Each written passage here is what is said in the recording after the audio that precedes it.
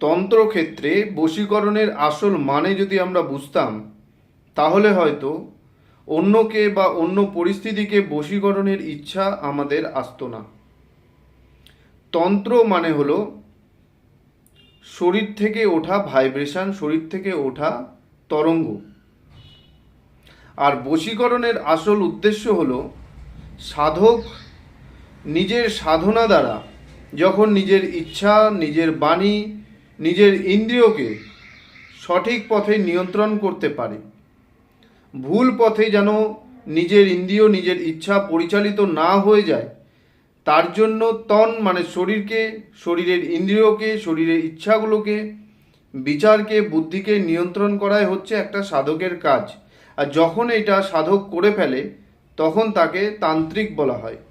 এটাই হচ্ছে বশীকরণের আসল মানে। ওম